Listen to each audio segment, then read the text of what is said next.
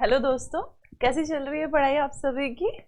जैसा कि रोज newspaper sessions हम लेकर के आते हैं and yesterday we started our session with one of the experiments in psychology which was called as Stanford marshmallow experiment, which was on kids, and it was seen that delayed gratification, people who can go for delayed gratification and quit on the short term pleasure for long term gains have better life outcomes. So just a revision of that experiment, which is suiting much more to your situation while you are preparing for UPSC. Just keep building one step after another, keep taking one step after another, and ultimately you will realize your goal, that is success in UPSC. With that thing in mind, let's start our discussion of the day, that is the Hindu daily newspaper analysis brought by ICS, Tathastu-ICS, and presented by me, Ruchi Singh. So let's begin, and before we start taking up the articles, let's look what are the news articles today in focus and that we need to take up in detail.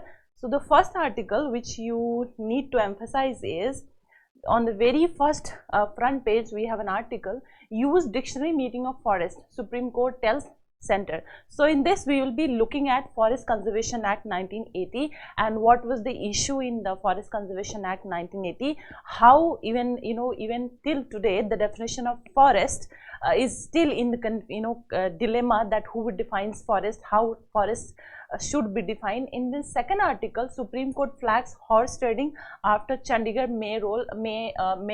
mayoral polls. So in our previous articles, when we did look at in our previous sessions of the newspaper analysis some 10-15 days back, when we were reading about anti-defections and how in the parliament many MPs were evicted from the house. So we were looking at anti-defection laws, etc., and then we had gone by this horse trading term. Today again, because of this article, we will be understanding the meaning of horse trading. And in the third article, engineering graduates are steering the service industry.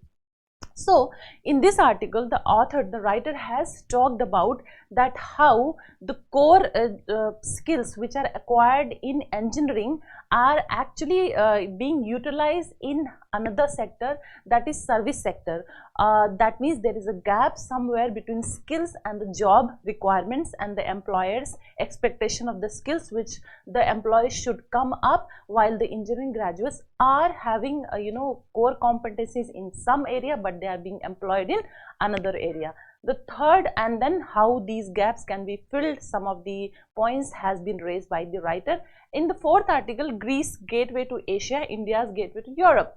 So in this article there is a news of a visit of the head of the Greece to India, and in that with this article we look at various diplomatic and bilateral relations between India and the Greece, how India is a way for Greece to enter to have its path in Asia, and also Greece can be useful for India in terms of gateway to Europe. In the fifth article, why are human wildlife conflicts escalating in Kerala?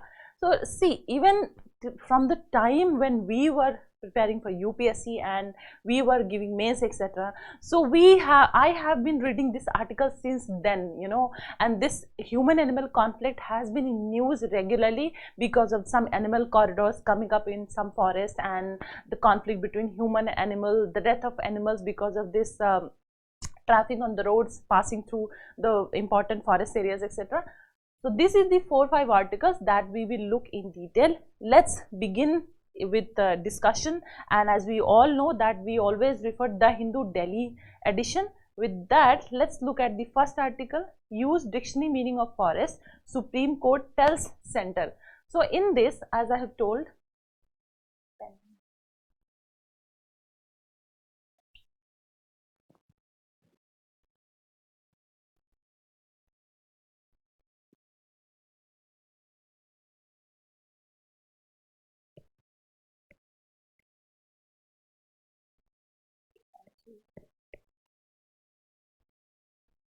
yes.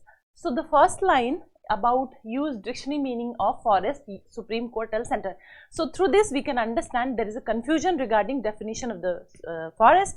So Supreme Court has said that we can use dictionary meaning of the forest and we can implement laws accordingly. So let's read the first paragraph about this article. The Supreme Court on Monday in a significant order directed that the expression forest will continue to have a broad and all-encompassing meaning for the time being and include 1.97 lakh square kilometer of undeclared forest lands. Then another line, a 3-judge bench headed by Chief Justice of India, D.Y. Chandrachud, passed by order on the petitions challenging the amendments introduced in 2023 Forest Conservation Act 1980. So with this you have to keep in mind that there was some changes brought by amendment in 2023 to the Forest Conservation Act 1980. So you have to understand what is Forest Conservation Act, that we will look up that what were provisions in Forest Conservation Act 1980 and what were the amendments made in 2023, because of which there has been petition challenging these amendments. And then further,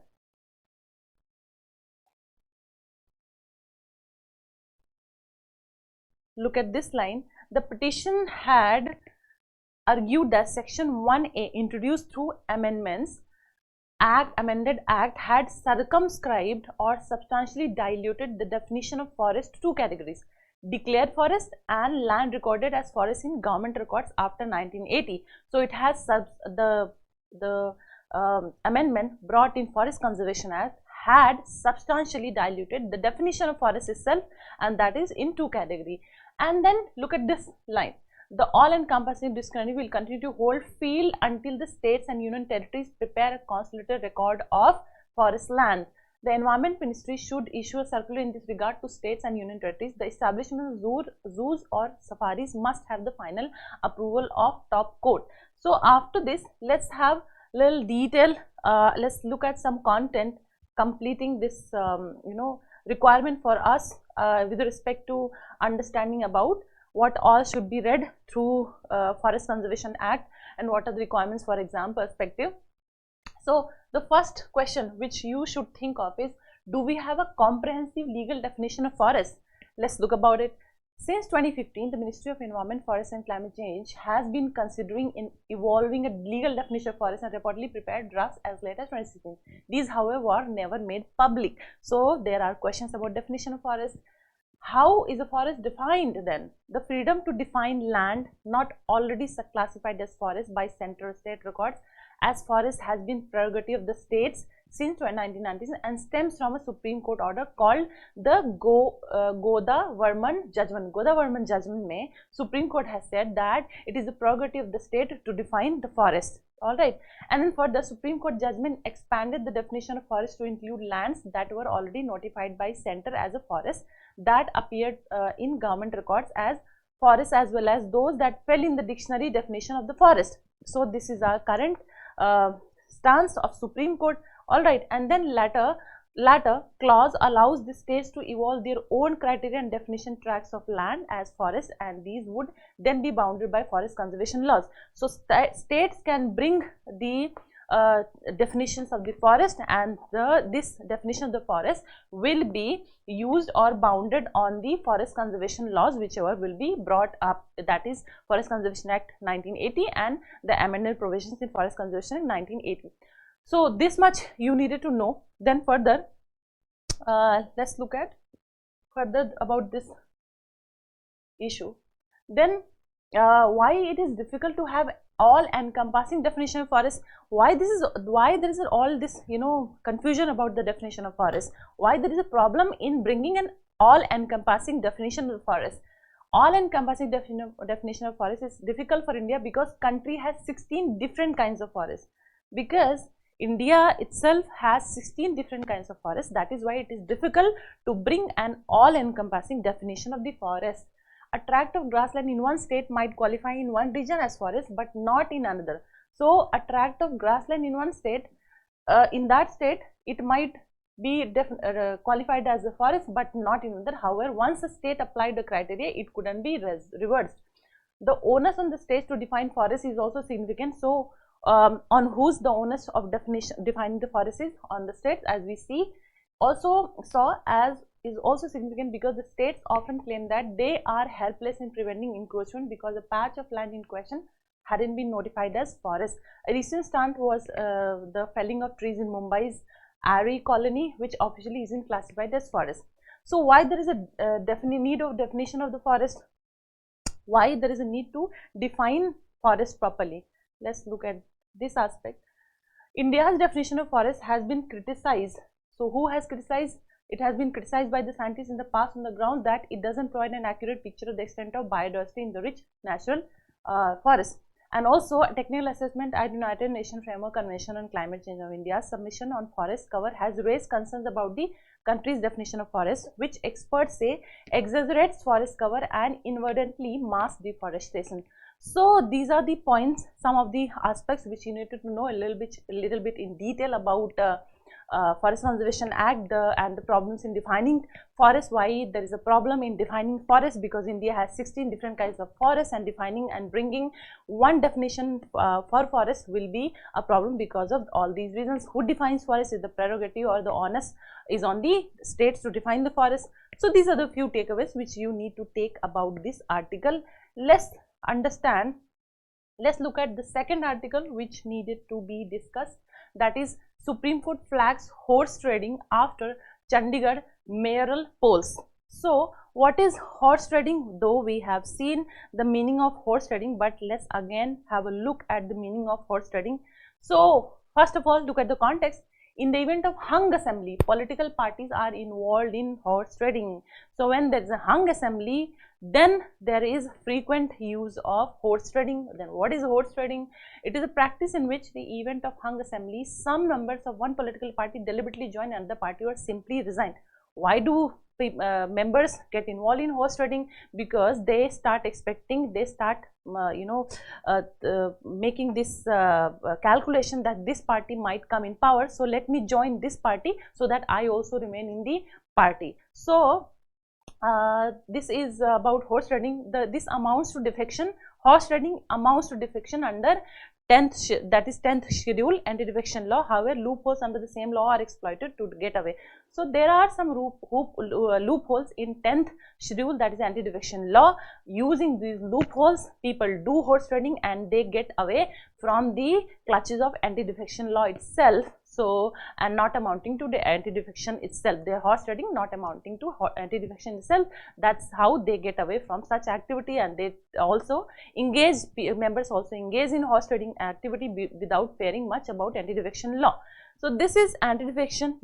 So what all articles we have covered? First, use dictionary meaning of forest. This one we have covered. The second, Supreme Court flags horse trading after Chandigarh. Now let's look at engineering graduates are steering the service industry. Let's go to editorial page.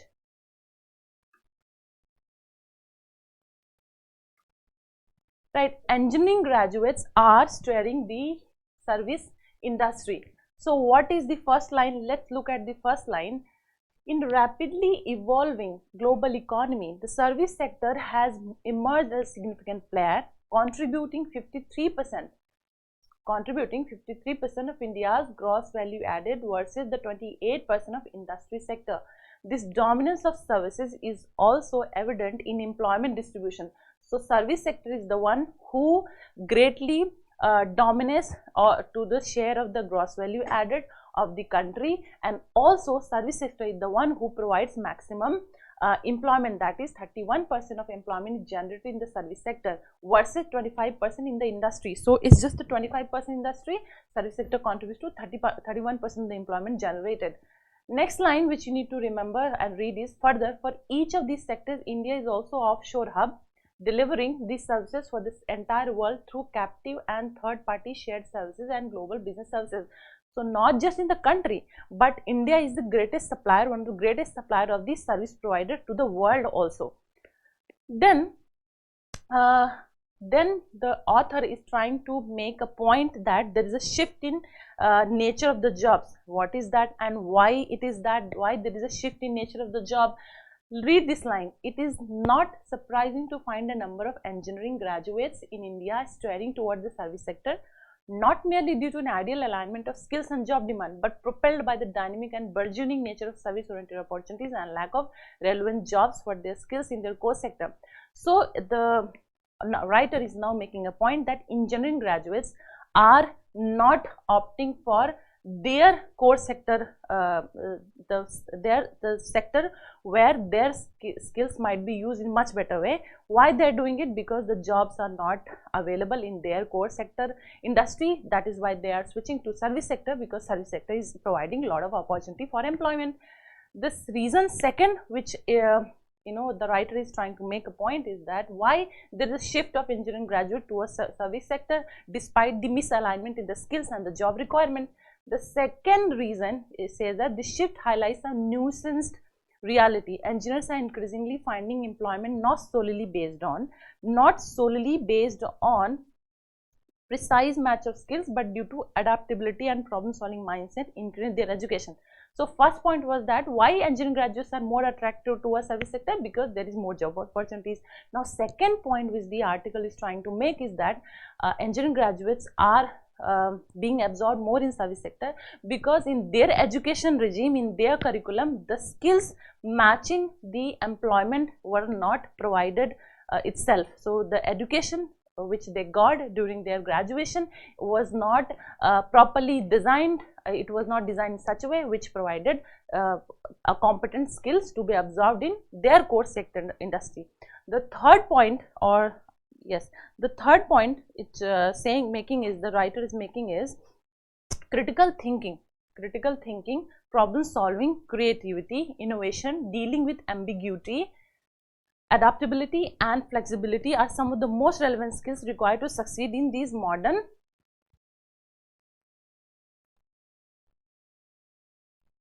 organizations, right? The analytical prowess, problem solving abilities and structured thinking ingrained in engineering graduates make them highly sought after in sector that may not traditionally be perceived to be engineering sector. The rising prominence of the service sectors have opened avenues for these professionals to be gainfully employed in white collar jobs. So these are the point which this writer has been making, and there a question, a PYQ which can be formed is, there is a huge gap between the skills provided in the education, a particular education jo bhi enrolled hai, there is a huge gap between the skills acquired and the skills needed in the employment by the employer. So critically discuss. So you can use this article to make some point and attempt such question, and which are very much a probable area for the question. So what could be a question in this? Just note down this question and try to attempt.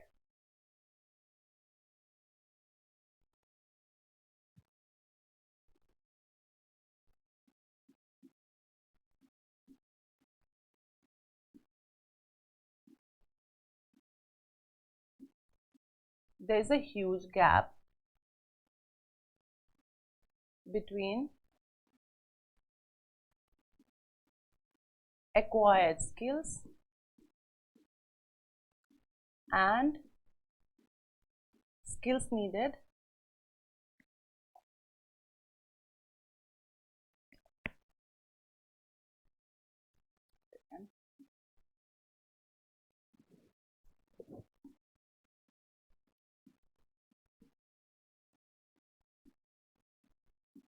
there is a huge gap.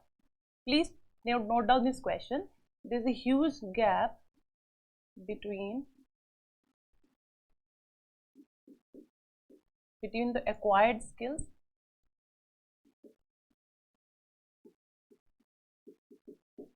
and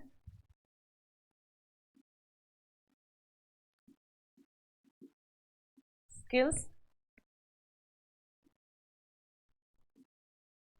needed by the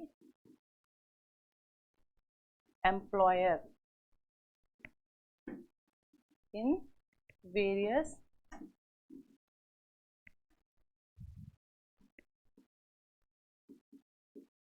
sectors of the Indian economy. Let's say UPSC asks this question, 150 words, 10 marker. Try to solve this question, and after reading this article, and try to solve this question and see if you can attempt this question. Okay, so there is a huge gap between the acquired skills and skills needed by the employer in various sectors of Indian economy. 150 words, 10 mark. Critically discuss. You can write critically discuss. This will make the question complete. Critically discuss, 150 words, 10 marks. So try to attempt this question and see if you can write the answer. Little bit more reading will be required to provide some data and facts. Try to do some reading and attempt this question. So further,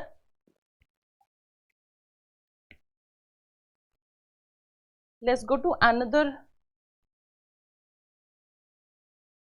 article which is about India-Greece bilateral relations, and read about this. If you read the first paragraph, it says that the state visit by Greek Prime Minister Kyriakos Mitsotakis to New Delhi will be another important step in building a strategic relationship between India and Greece, a process which began with the historic visit of India Prime Minister. So you see, in last week we were discussing about India-UAE relationship because of the Prime Minister visiting UAE. So we had seen how with all dimension you should look at such bilateral relations, like, you know, strategic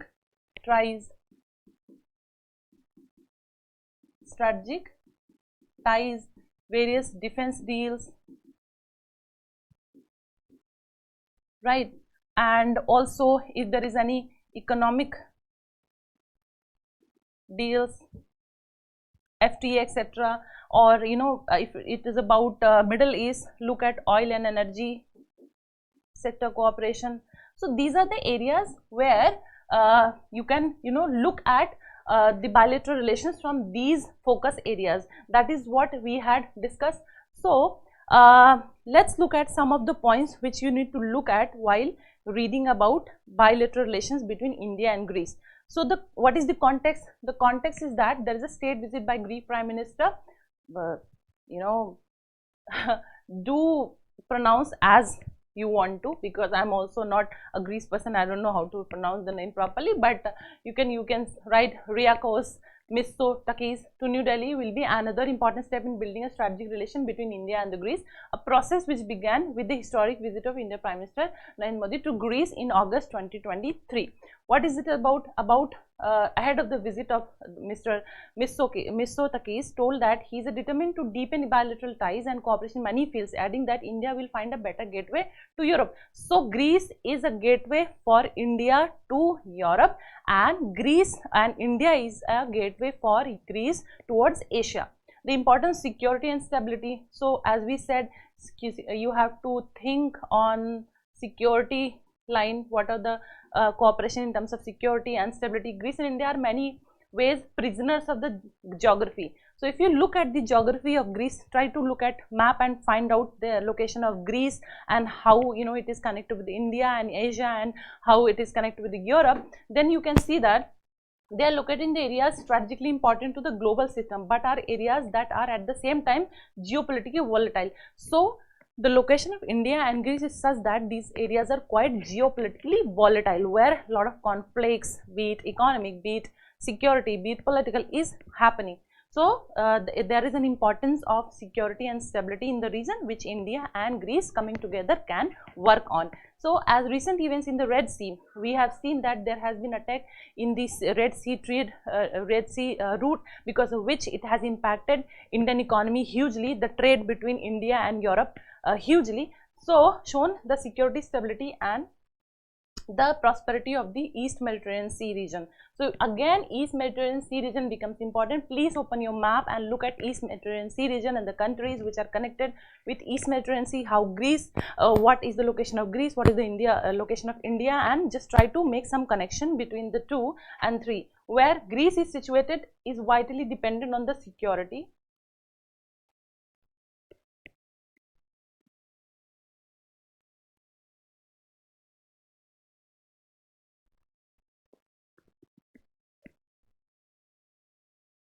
right? Security, stability and prosperity of Indian Ocean region. So you see how many areas, regions, just look at Red Sea region,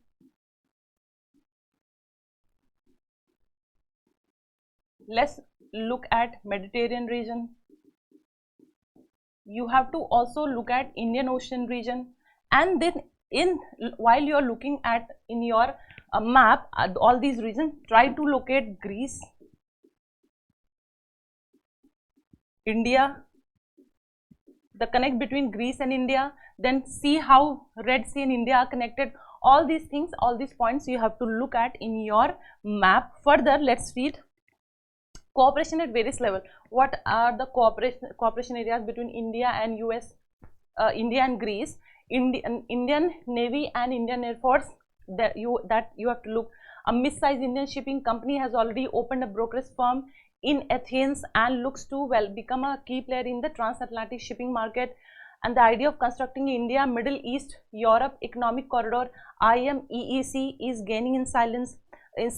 Greece has been a strong supporter of deeper EU-India relations and is now working to ensure the EU-India bilateral trade and investment agreement (BITIA), which is called as BITIA, is rapidly concluded, which would be the further catalyst to bilateral economic ties. So all these points you have to look at. What is the way forward? As we always read about way forward whenever we are talking about any bilateral relations between the two countries. What is the way forward? The value of closer people to people ties that will preserve the heritage of our ancient linkages must not be ignored. So heritage linkages has to be in the focus. There needs to be a more university student exchange program. Think tanks in both countries need to build more scholarship together. Then the year 2024 is a critical one for the world and for Europe, and it has become a critical year in the building of Greece-India strategic partnership. So this is a way forward about India-Greece relationship. That's how you look at the bilateral relation between two countries, and please try to map these locations which I have showed, like Indian Ocean region, Red Sea, India, Greece, and also Mediterranean region, and how these 4-5 entities are connected to each other. All right. Let's move to the fifth article, which is in consideration, which should be in focus today, and that is why are human-wildlife conflicts escalating in India, Kerala? That is, so what is human-animal conflict? Why it is being caused?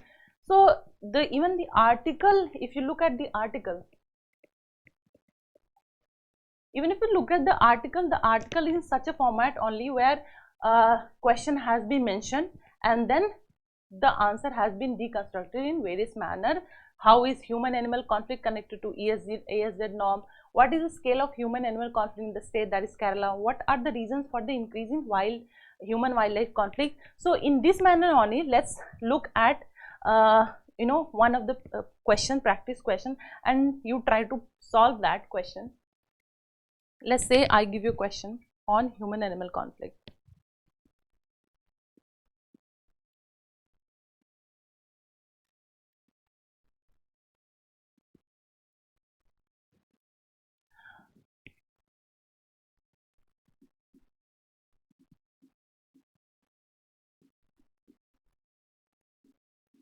There is increasing efforts to conserve flora and fauna in the country. There is increasing effort to conserve the flora and fauna in the country, but issues such as human animal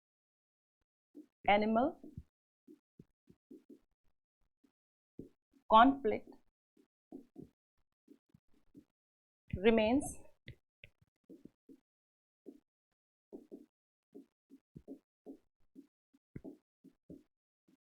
perpetual. Discuss. 150 words, then mark. Let's say there is a question and you have to attempt this question. There is increasing efforts to conserve flora and fauna in the country, but issues such as human-animal conflict remain perpetuated. perpetual in the country? Discuss 150 words, 10 marker. So if such kind of questions come, then how do you deal with question? Let's try to have some content and understanding which will help you to deal with such questions if it is asked in UPSC. So some of the facts. Context: over 600 people have lost their life in Kerala since 2015 in conflict with animals. So not just human who are not good for the existence of animals, who kill animals, but there are animals, there are such incidences where it has been seen that animals have been attacking the human habitations and the humans, and they are killing. And the data is that 600 people have lost their life in Kerala in just since 2015 till now. What is it about the issue? Forest covers nearly 30% of Kerala's geographical area. So these are some of the facts which you need to know, that forest covers nearly 30%. Kerala का जो भी geographical area है उसका 30% is covered by the forest. Then for a relatively small state with an average width of just around 70 km and population of more than 3.56 crore, this means numerous densely populated human settlements are located close to protected forest regions. So there are, because of the small area of the state and huge number of population residing in the state, it is a possibility, it is quite an occurrence that human do habitate regions very close to forest conservation areas. So moreover, a large number of agricultural plantations too lie near wildlife. Not just human habitation but also agricultural plantations are also near wildlife habitats. This is especially true in the case of hilly reaches, which includes most of the heavily forested eastern part of the state. So you have to know certain facts, certain data which is showing the condition of the forest area in the state. And then, although the situation makes human-animal conflict inevitable, so these are the situation present in the state, because of which human-animal conflict becomes quite a probability. In recent years, Kerala has seen a sharp increase in the number of such incidences. So there has been human-animal conflict, but in recent years such incidences has increased. Then Kerala has seen a sharp increase, with those living near forest fringes suffering crores of rupees worth of damage to livelihood, mostly due to frequent raids by elephants and wild boars. So elephants and wild boars have been attacking human habitation, agricultural plantations, and recent years such incidences has increased. So this is some of the facts about it. What is the scale of human-animal conflicts? Let's look at some data. As per State Forest Department's own study, Kerala witnessed human-animal wildlife conflict across 1,004 areas. The study recorded, these are some of the data showing the exactness of the human-wildlife conflict. Wild animals were involved in highest number of incidents in the state. Then, such as pachyderms were responsible for most of the incidents. Wild boars, bonnet macacos, and snakes are the others in this category. So what are the wildlife which are creating such havoc? Pachyderms, wild boars, bonnet macacos, and snakes. Elephants, bonnet macacos, and wild bears have caused the most damages of the farmers residing in the forest fringe areas. Herbivores, even herbivores such as sambar, spotted deer, and gaur too have contributed significantly to crop damage. So not just human life, crop damages are also caused by these wildlife activity which are causing havoc by the wildlife, are causing huge losses to human life as well as to the crops. Then if you read about the next point, like however increased number of incidents involving elephants are due to habitat depletion and fragmentation caused by human activities. So what are the reasons of these human wildlife conflict? What is habitat?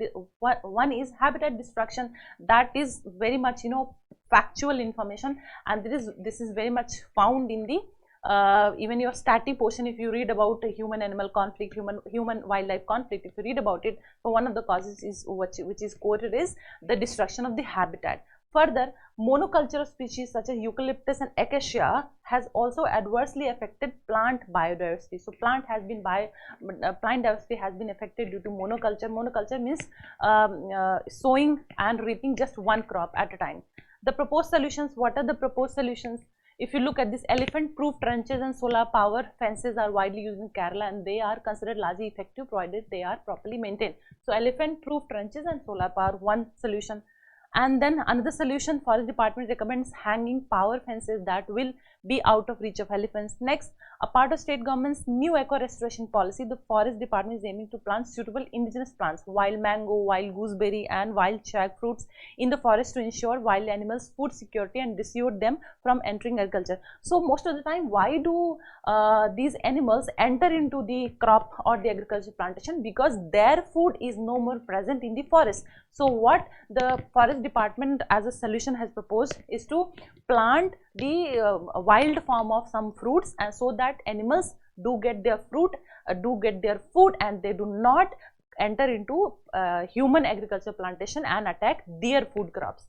And the second and the last point, such measures need to be supplemented by creating early warning system that can track the movement of elephants, and so early warning system is required so that the movement of the animals entering into the habitation areas of humans and the agricultural plantation can be tracked, and humans can be informed in advance, so that advanced measures can be taken up before the animals enter into the habitats and the agricultural plantation.